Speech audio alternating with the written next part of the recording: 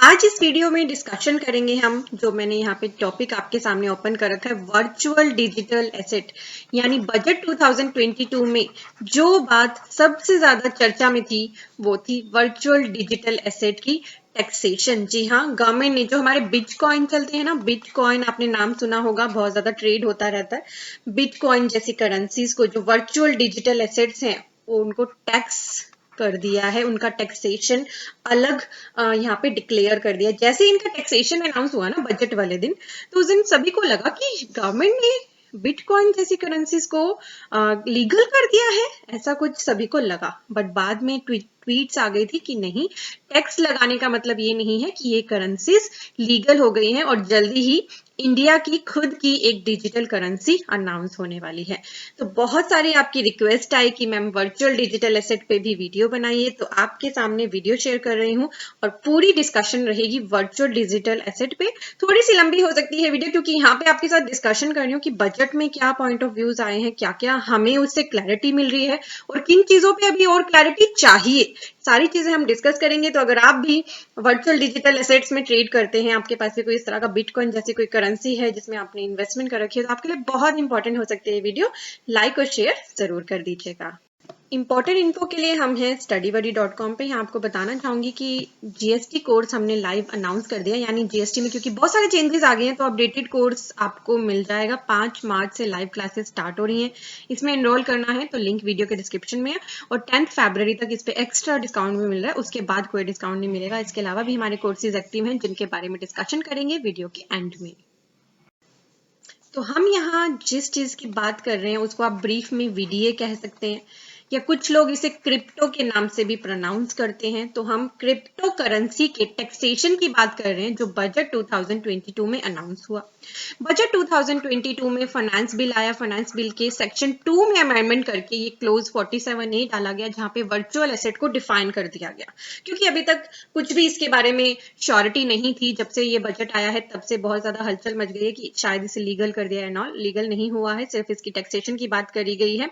तो अब आपके माइंड में ये क्वेरी होगी कि अगर किसी पर्सन के पास पहले से बिटकॉइंस थे तो क्या वो टैक्स नहीं देता था? ऐसा क्वेश्चन आ रहा होगा ना आपके पास, तो क्विकली आप भी मुझे कमेंट करके आंसर देना कि क्या कोई पर्सन पहले बिटकॉइंस एक्सेट्रा या कोई क्रिप्टो करेंसी में पैसा इन्वेस्ट करके ट्रेड करता था, क्या वो उस पर टैक्स नहीं देता था? चलिए अब हम बात करते हैं गवर्नमेंट ने वर्चुअल डिजिटल एसेट के लिए डेफिनेशन क्या दी है। गवर्नमेंट बोलती है 47A के सब क्लोज ए में एनी इंफॉर्मेशन, कोड और नंबर और टोकन जिसमें आपको इंडियन करेंसी और फॉरेन करेंसी को एक्सक्लूड करना है, वो वर्चुअल डिजिटल एसेट नहीं है, वो तो हमारी लीगल करेंसी है। एनी इंफॉर्मेशन, कोड, नंबर और token generated through cryptographic means. तो कैसे ये जनरेट हो रहा है? क्रिप्टोग्राफिक मीन्स से, यानी कि ये ब्लॉकचेन बेस्ड टेक्नोलॉजी पे काम करते हैं। ठीक है, इस टेक्नोलॉजी के बेस्ड पे जो भी आपकी इंफॉर्मेशन है, कोड है, नंबर या टोकन है, by whatever name called, providing a digital representation of value exchange with or without consideration or with the promise or representation of having inherent value or function as a store of value or unit of account, including it use in any financial transaction or investment but not limited to investment scheme and can be transferred, stored or traded electronically। अब हमारा India पूरी तरह से digital world की तरफ बढ़ रहा है। डिजिटलाइजेशन के लिए बहुत सारे काम किए जा रहे हैं। गवर्नमेंट ने ई विद्या पोर्टल अनाउंस किया है, गवर्नमेंट अपनी डिजिटल करेंसी जल्दी ही लॉन्च करने वाली, यानी कि फ्यूचर हमारा डिजिटाइजेशन का ही है। ठीक है, तो आपको ब्रीफ में, मतलब यहाँ तो डिफाइन कर दिया है। अगर ब्रीफ में बात करें तो जैसे कि बिटकॉइन है, जिस वो ब्लॉकचेन के कंसेप्ट पे काम करता है, तो यही हमारी वर्चुअल डिजिटल एसेट है। बी कैटेगरी में डाला गया है अननोन फंजिबल टोकन, इन्हें एनएफटी बोलते हैं, यानी किसी की डिजिटल एसेट को अगर एनएफटी ले लिया जाए तो वो उसके लिए इंपॉर्टेंट हो जाता है। उसका एक तरह से खुद का एक वो बन जाता है, जैसे कि आप उस पे किसी पे वो ले लेते हो ना, राइट्स ले लेते, एक तरह के राइट्स जनरेट करने के लिए एनएफटी आजकल बहुत ही ज्यादा पॉपुलर हो चुका है। और any other token of similar nature by whatever name called, और साथ ही कोई भी अदर डिजिटल एसेट जिसे गवर्नमेंट नोटिफाई कर दे। और साथ ही गवर्नमेंट को एक और पावर दी है कि गवर्नमेंट चाहे तो किसी को भी एक्सक्लूड भी कर सकती है, किसी भी डिजिटल एसेट को, इस डेफिनेशन। तो गवर्नमेंट ने यहाँ अपने पास पावर रखी है कि वो डिजिटल एसेट की डेफिनेशन में किसी को भी इंक्लूड कर सकती है और किसी को भी एक्सक्लूड कर सकती है। कैसे? ऑफिशियल गजट में नोटिफाई करें नोटिफिकेशन के थ्रू। इसमें एक्सप्लेनेशंस भी दी गई हैं, सिंपल है। तो बेसिकली आपने समझ लिया वर्चुअल डिजिटल एसेट्स का जो मीनिंग है वो यहाँ पे हमें डिफाइन करके दे दिया गया है। अब बात करते हैं इसके टैक्स की। This is very very important, इसमें बहुत सारी अभी क्लैरिफिकेशंस भी रिक्वायर्ड है। पहले तो मैं आपको बताऊंगी कि ये टैक्सेशन एप्लीकेबल कब से हो रहा है, 1 अप्रैल 2022 से। तो ये डेट बहुत ही ज्यादा इंपॉर्टेंट हो जाती है कि 1 अप्रैल 22 से ये वाला टैक्सेशन जो लीगली अब नोटिफाई किया है वो एप्लीकेबल हो रहा है। इसके लिए सेक्शन आ गया हमारा 115BH, और इसमें बोला गया है कि जो भी हमारी वर्चुअल डिजिटल एसेट्स हैं उन पे स्पेशल रेट ऑफ टैक्सेशन लगेगा। जी हाँ, इनका जो रेट ऑफ टैक्सेशन है वो है स्पेशल रेट से 30% डायरेक्टली, चाहे आपकी इनकम 1 लाख है, अदर इनकम नॉर्मल इनकम चाहे 50,000 है या 0 है, बट अगर आपको वर्चुअल डिजिटल एसेट से इनकम हुई है तो स्पेशल रेट से डायरेक्टली आपका 30% टैक्सेशन किया जाएगा। अब इसमें बहुत इंपॉर्टेंट बात ये आती है कि मान लीजिए आपने 2 लाख के बिटकॉइंस बाय किए, ठीक है, और इन्हें बेचा 2,50,000।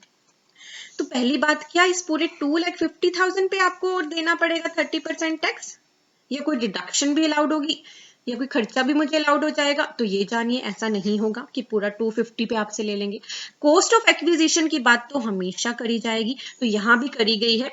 यहां बोला गया है नो डिडक्शन, वैसे तो कोई भी डिडक्शन अलाउड नहीं होगी आपको किसी भी एक्सपेंडिचर की other than cost of acquisition, यानी कि कॉस्ट ऑफ एक्विजिशन आपको अलाउड होगा, बट कोई और डिडक्शन या एक्सपेंडिचर अलाउड नहीं होगा, या कोई अलाउंस अलाउड नहीं होगा। And important, set off of any loss shall be allowed to the assessee under the provision of this act in computed the income referred to clause A of subsection B।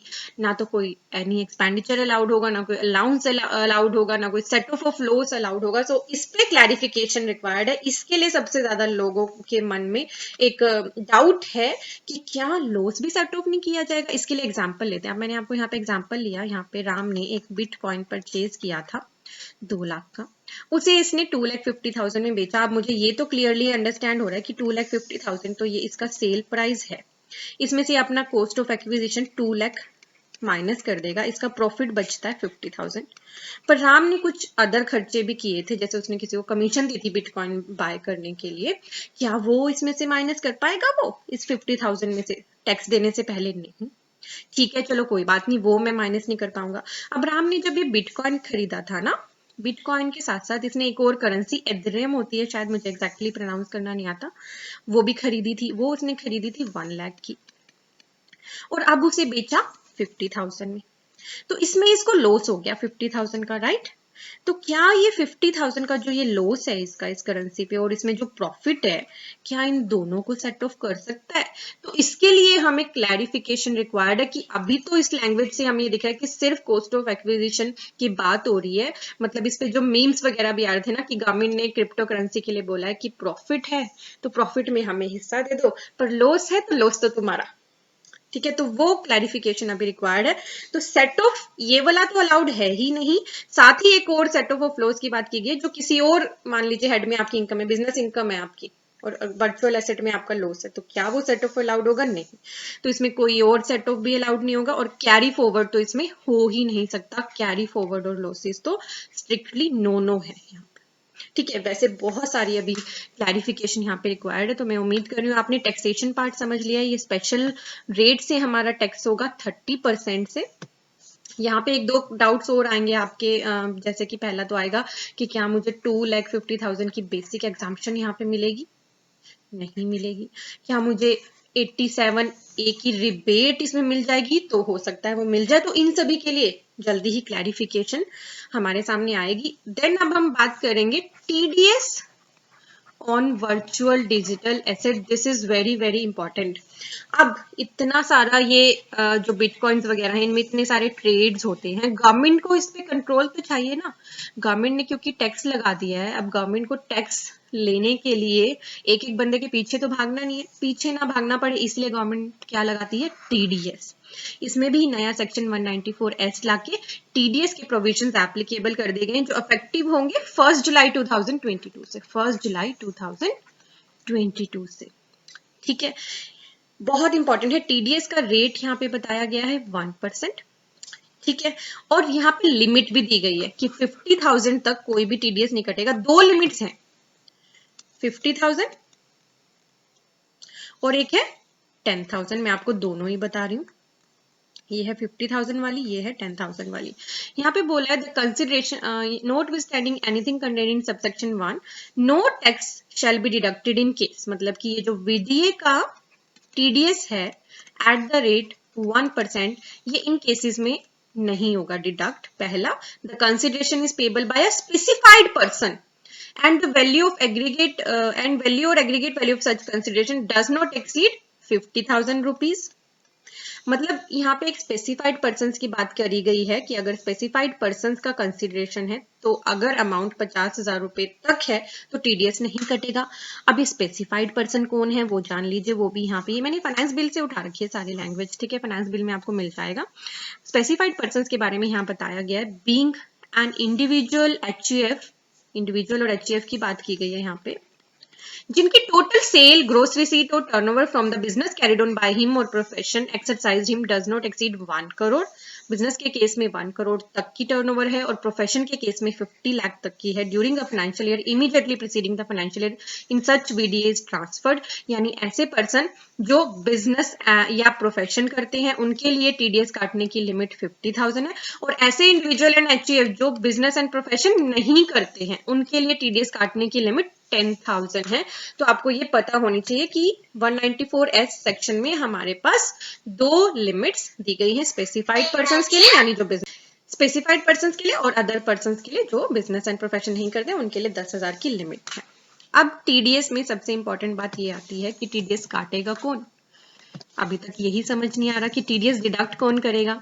अब मान लीजिए राम है, राम रहता है India में, उसने एक bitcoin की का जो है परचेज किया एक ऐसे पर्सन जिससे, जो इंडोनेशिया का है, ठीक है, इंडोनेशिया के पर्सन से उसने परचेज किया। अब क्या वो इंडोनेशिया का पर्सन राम का टीडीएस काटेगा? क्योंकि ये कहीं पे भी क्लैरिफिकेशन, या फिर जिस प्लेटफॉर्म के थ्रू ये लोग बिटकॉइन का एक्सचेंज कर रहे हैं, बिटकॉइन के का जो मतलब ट्रेड कर रहे हैं, क्या वो काटेगा? तो इस पे भी क्लैरिफिकेशन रिक्वायर्ड है। वैसे यहाँ पे जो लैंग्वेज लिखी है 194S में, 1 any person responsible for paying to a resident any sum by way of consideration for transfer of virtual digital asset shall at the time of credit of such sum to the account of resident और at the time of payment of such sum by any mode whichever is earlier, deduct an amount equal to 1% of such sum as income tax thereon। तो यहाँ पे any person responsible for paying to a resident लिखा है। Let's see reality में कौन person TDS deduct करके government को पे करेगा। अब बात ये आती है कि जो हम ये इनकम की बात करते हैं, वर्चुअल डिजिटल एसेट की जो इनकम की हम बात करते हैं, ये हमारे जो 5 हेड होते हैं इनकम के, कौन से हेड में टैक्सेबल होगी? क्या ये बिजनेस हेड में टैक्सेबल होगी? क्या ये कैपिटल गेन हेड में टैक्सेबल होगी? क्या ये अदर इनकम में टैक्सेबल होगी? तो ये भी अभी तक कहीं भी क्लैरिटी नहीं दी गई है। अगर हम ये देखें कि एक ऐसा पर्सन है, जैसे हम एक एग्जांपल लें, राम सारा दिन ये वर्चुअल डिजिटल एसेट के ही ट्रेड में लगा रहता है, इसी में सारा दिन खरीदता है बेचता है, तो वो एक तरह से इसका हम बिजनेस मान सकते हैं। एक पर्सन है जिसने बिटकॉइन में 1-2 लाख रुपए लगाए और छोड़ दिए, भूल गया, उसके केस में हम इसे कैपिटल गेन के हेड में टैक्सेबल कर सकते हैं।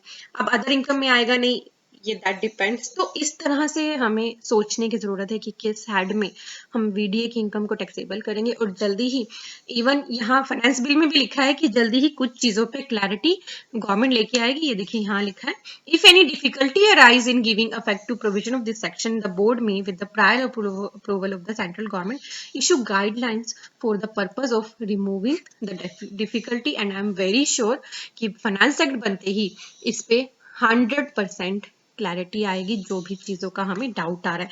तो अब मैंने आपको वीडीए के बारे में बता दिया। तो जो हमारी ये वर्चुअल डिजिटल एसेट्स हैं, क्रिप्टो करेंसीज हैं, बहुत सारी कंट्रीज इन्हें लीगल कर चुकी हैं, जैसे कि यूएस हो गया हमारा, ऑस्ट्रेलिया हो गया, ऐसी कंट्रीज में ये ऑलरेडी लीगल है। कुछ कंट्रीज में इन्हें एज अ बिजनेस इनकम की तरह ट्रीट किया जाता है, कुछ में कैपिटल गेन की तरह ट्रीट किया जाता है। तो अभी हमें जो पहली क्लैरिफिकेशन गवर्नमेंट से रिक्वायर्ड है ना इस पर, वो हमें रिक्वायर्ड है फॉर द नेचर कि हम किस हेड में इसे टैक्सेबल करेंगे। दूसरी क्लैरिफिकेशन हमें रिक्वायर्ड है कि लॉस जो है एक क्रिप्टो करेंसी का, एक वीडीए का दूसरे वीडीए से सेट ऑफ में क्या अलाउड है। ठीक है, कुछ जो प्रैक्टिकल चेंजेस हमें टीडीएस डिडक्शन में रहेंगे कि टीडीएस डिडक्ट कौन करेगा, उसके लिए भी हमें जो है क्लैरिफिकेशन रिक्वायर्ड है। नॉन रेजिडेंट टैक्सेशन के रिस्पेक्ट में वीडीए के केसेस में हमें क्लैरिफिकेशन गवर्नमेंट से रिक्वायर्ड है। टैक्सेबिलिटी ऑफ क्रिप्टो स्वैप्स, जो क्रिप्टो स्वैप्स होते हैं उनके लिए भी हमें गवर्नमेंट से क्लैरिफिकेशन रिक्वायर्ड है। तो अगर आप लोग भी क्रिप्टो में डील करते हैं, आपने कुछ क्रिप्टो करेंसी बाय कर रखी थी ऑलरेडी और आपकी कोई भी क्वेरी आ रही है, मेरी वीडियो को देखने के बाद भी आपको लग रहा है कि कुछ ऐसा है जो आपके माइंड में अभी तक क्वेरी है, किसी ने सॉर्ट आउट नहीं करी है, तो आप कमेंट करके मुझसे पूछ सकते हैं, हम उसे सॉर्ट आउट करने की पूरी कोशिश करिए। और वैसे जल्दी ही इस पे गवर्नमेंट भी अपनी क्लैरिफिकेशंस लेकर आएगी, तो आप उनका भी अभी वेट कर सकते हैं। वीडियो अच्छी लगी है तो लाइक जरूर कर दीजिएगा। अब बात करेंगे हमारे कोर्सेज की। जीएसटी का अपडेटेड कोर्स तो मार्च में मैंने अनाउंस कर ही दिया है। मार्च से क्लासेस स्टार्ट है, लाइव क्लासेस। और कुछ पर्सन्स का मेन मोटिव यही, मेन प्रॉब्लम यही रहती है कि सैटरडे संडे की वीकेंड क्लासेस हैं आपकी, तो हमारा ऑफिस होता है सैटरडे को, हम कैसे अटेंड करेंगे। तो आपको यहाँ पे लाइव प्लस रिकॉर्डेड दोनों मिलती हैं। लाइव क्लास के बाद ही रिकॉर्डेड सेशन भी अवेलेबल करा दिया जाता है, तो कोई भी दिक्कत नहीं आएगी, आप इसमें इनरोल कर सकते हैं। इनकम टैक्स का फाइनेंशियल ईयर 21-22 का कोर्स अभी अवेलेबल है। फाइनेंशियल ईयर 22-23 का कोर्स मई में लॉन्च हो जाएगा, तो अगर आप इसी को लेना चाहें इसे ले सकते हैं, अदरवाइज वेट कर सकते हैं अभी इनकम टैक्स कोर्स के लिए। और 9-9C की डेट 28 फरवरी है 2021 फाइनेंशियल ईयर की, उसमें दिक्कतें आती हैं, तो आप 9-9C का ये सेशन ले सकते हैं। सिर्फ 3 घंटे का सेशन है, आपके सारे डाउट क्लियर हो जाएंगे। बहुत सारी बैलेंस शीट्स पे काम करती हो, तो अपना टाइम बचाने के लिए हमारा ऑटोमेशन का कोर्स लेना बिल्कुल मत भूलें। ठीक है, लिंक हमने वीडियो के डिस्क्रिप्शन में दे रखे हैं, या फिर आप studybuddy.com पे आइए, विजिट करिए, कोर्सेज में आइए, आपको सारे कोर्सेज हैं मिल जाएंगे। आप वेबसाइट को स्क्रॉल डाउन करते हैं पेज को, वेबसाइट पे आने पे तब भी आपको कोर्सेज मिल जाएंगे। Thank you for watching, bye bye.